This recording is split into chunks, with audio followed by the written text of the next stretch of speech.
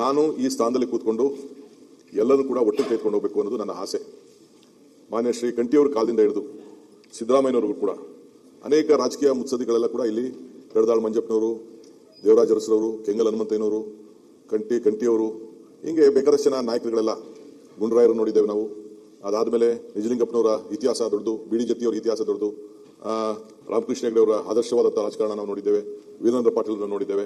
ನಾನು ಬಂದ ಮೇಲೆ ತಿರ್ಗಾ ಬಂಗಾರಪ್ಪನವರು ಬಂದರು, ವೀರಪ್ಪ ಮೊಯ್ಲಿ ಅವರು ಬಂದರು, ದೇವೇಗೌಡರು ಬಂದರು, ಅದಾದಮೇಲೆ ಧರ್ಮಸಿಂಗ್ ಅವರು ಬಂದರು, ಎಸ್ ಎಂ ಕೃಷ್ಣ ಅವರು ಬಂದರು, ಬೊಮ್ಮಾಯಿ ಅವರು ಬಂದರು, ಸದಾನಂದ ಗೌಡರು ಬಂದರು, ಕುಮಾರಸ್ವಾಮಿ ಅವರು ಇದ್ದರು, ಮತ್ತು 8 ವರ್ಷಗಳ ಕಾಲ ನಮ್ಮ ನಾಯಕರಾದಂಥ ಸಿದ್ದರಾಮಯ್ಯವರು ಅವರದೇ ಆದಂಥ ವಿಭಿನ್ನವಾದಂಥ ಬಡಜನತೆಗೆ ಆಕರ್ಷಣೆ ಮಾಡಿದಂಥ ಕಾರ್ಯಕ್ರಮಗಳನ್ನು ಕೊಟ್ಟರು.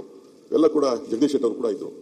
ಯಾರ್ಯಾರು ಮುಖ್ಯಮಂತ್ರಿಗಳು ಇಲ್ಲಾಗಿದ್ದಾರೆ ಅವ್ರದೇ ಆದಂಥ ಕಾಂಟ್ರಿಬ್ಯೂಷನ್ ಮಾಡಿದ್ದಾರೆ. ನಾನು ಅದನ್ನು ಯಾರು ಟೀಕೆನೂ ಮಾಡೋಕೆ ಹೋಗಲ್ಲ, ತಗರಾಲೂ ಇಲ್ಲ. ಅವ್ರಿಗೆ ಸಿಕ್ಕಂಥ ಸಂದರ್ಭದಲ್ಲಿ ರಾಜ್ಯದ ಹಿತಕ್ಕೆ, ಈ ರಾಜ್ಯದ ಪ್ರತಿಯೊಂದು ಸಂದರ್ಭದಲ್ಲೂ ಕೂಡ ಎಲ್ಲರೂ ಕೂಡ ಮಾಡಿದ್ರು.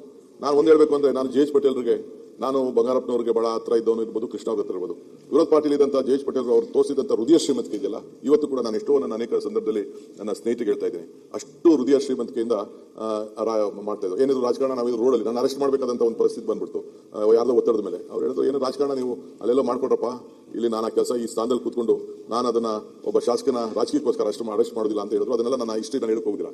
ಸೊ ಹಂಗೆ ನಾನು ಇವತ್ತು ತಮ್ಮ ಮುಂದೆ ಅಧ್ಯಕ್ಷರಾಗಿ ಹೇಳ್ತೀನಿ, ನನಗೆ ಇವರೆಲ್ಲರೂ ಒಂದೇ, 224 ಜನ ಶಾಸಕರು ಒಂದೇ.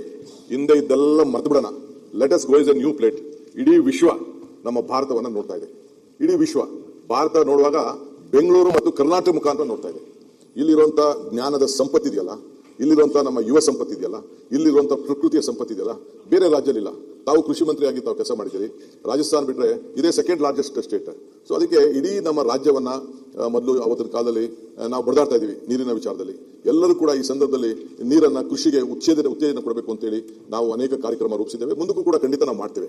ಈ ಮಧ್ಯದಲ್ಲಿ ಬೆಂಗಳೂರಿಗೆ ಇವತ್ತು ಯಾವ ರೀತಿ ಆಗ್ತಾ ಇದೆ, ಎಲ್ಲ ಜನಾಂಗವನ್ನು ನಾವು ಸ್ವೀಕಾರ ಮಾಡ್ತಾ ಇದ್ದೇವೆ.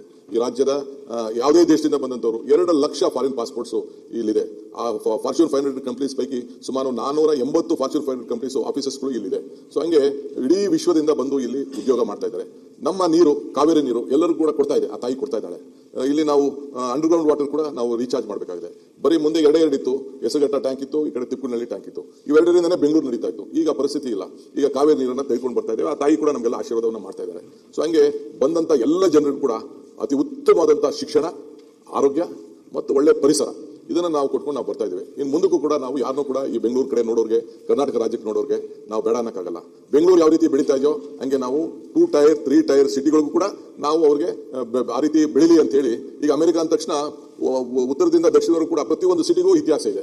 ಹಂಗೆ ಇವತ್ತು ನಮ್ಮಲ್ಲಿ ಏನು ಕಡಿಮೆನೂ ಇಲ್ಲ. ನಮ್ಮಲ್ಲಿರೋ ಮ್ಯಾನ್ ಪವರು, ಹ್ಯೂಮನ್ ರಿಸೋರ್ಸು ಎಲ್ಲ ಇಲ್ಲ. ನಮ್ಮ ಪರಮೇಶ್ವರ್ ಸಾಹೇಬರು ಮೆಡಿಕಲ್ ಕಾಲೇಜ್ ಇಟ್ಕೊಂಡಿದ್ದಾರೆ, ಬೇರೆಲ್ಲ ಸಂಸ್ಥೆ ಇದ್ದಾರೆ. 13,940 ಡಾಕ್ಟರ್ಸ್ನ ನಾವು ಪ್ರೊಡ್ಯೂಸ್ ಮಾಡ್ತಾ ಇದ್ವಿ. ದಿ ಬೆಸ್ಟ್ ಡಾಕ್ಟರ್ಸ್ ಯಾರು ಪ್ರೊಡ್ಯೂಸ್ ಮಾಡ್ತಾ ಇದೀವಿ, ಹೊರಗಡೆ ದೇಶಕ್ಕೆ ಹೋಗ್ತಾ ಇದ್ದಾರೆ. ಬೆಸ್ಟ್ ಇಂಜಿನಿಯರ್ಸ್ ಪ್ರೊಡ್ಯೂಸ್ ಮಾಡ್ತಾ ಇದ್ದೀವಿ, ಹೊರಗಡೆ ದೇಶಕ್ಕೆ ಹೋಗ್ತಾರೆ. ಆದರೂ ಕೂಡ ಇಲ್ಲಿ ಬರೀ ನಮ್ಮ ಕ್ಯಾಲಿಫೋರ್ನಿಯಲ್ಲಿ 13 ಲಕ್ಷ ಇಂಜಿನಿಯರ್ಸ್ ಐಟಿ ಪ್ರೊಫೆಷನ್ ಇದ್ದಾರೆ. ಆದರೆ ಬೆಂಗಳೂರಿನಲ್ಲಿ 26 ಲಕ್ಷ ಇಂಜಿನಿಯರ್ಸ್ ಐಟಿ ಪ್ರೊಫೆಷನಲ್ ಕೆಲಸ ಮಾಡ್ತಾ ಇದ್ದಾರೆ. ಹಿಂಗೆ ಎಲ್ಲರೂ ಕೂಡ ಆಕರ್ಷಣೆ ಮಾಡ್ತಾ ಇದೆ.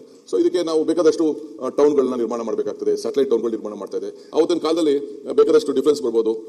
ರಿಂಗ್ ರೋಡ್ಗಳ ವಿಚಾರ, ಈಗ ನೈಸು ರೋಡ್, ಪಾಪ ದೇವೇಗೌಡರು ಸೈನ್ ಹಾಕಿದ್ರು, ನಂಗೆ ಬಹಳ ಸಂತೋಷ. ಇವತ್ತೇನೋ ಅವರು ಕೆಲವು ವಿಚಾರದಲ್ಲಿ ಮಾತಾಡ್ಬೋದು. ಆ ನೈಸ್ ರೋಡ್ ಇಲ್ಲ ಅಂದಿದ್ರೆ ಬೆಂಗಳೂರು ಏನಾಗ್ತಿತ್ತು? ಇಂಥದೆಲ್ಲ ಪರಿಸ್ಥಿತಿ ಇದೆ. ಇಲ್ಲಿ ಬೇಕಾದ್ರೆ ಅನ್ಯಾಯ ಆಗಿದ್ರೆ, ಸರಿ ಇಲ್ಲದೆ ಸರಿ ಮಾಡ್ಕೋಣ. ಇವತ್ತು ಕುಮಾರಸ್ವಾಮಿ ಅವರು ಇವತ್ತು ಕೆಲವರು ವಿರೋಧ ಮಾಡ್ತಾ ಇರ್ಬೋದು, ಅವರೇ ವಿರೋಧ ಮಾಡ್ತಾರೆ, ಅವರೇ ಸೈನ್ ಮಾಡಿದ್ರು. ಬಹಳ ಒಳ್ಳೆ ಉದ್ದೇಶ ಇಟ್ಕೊಂಡು ಅವರು ಸೈನ್ ಮಾಡಿದ್ದಾರೆ. ಹಂಗೆ ಇದು ನಮ್ಮ ಯಡಿಯೂರಪ್ಪನವರು ಈ ದೇಶದ ರೈತರ ಬಗ್ಗೆ ಹಸಿರು ಟವಲ್ ಹಾಕೊಂಡು ಅದಕ್ಕೆ ಆದಂತಹ ಒಂದು ಸಪರೇಟ್ ಬಜೆಟ್ ಇಟ್ಕೊಂಡು ಪ್ರತಿ ಹಂತದಲ್ಲೂ ಕೂಡ ಅವ್ರ ಕಾಲದಲ್ಲಿ ಅವ್ರು ಫುಲ್ ಟೈಮ್ ಸಿಕ್ಕಲಿಲ್ಲ, ಮಧ್ಯ ಕಟ್ಟಾಯ್ತು.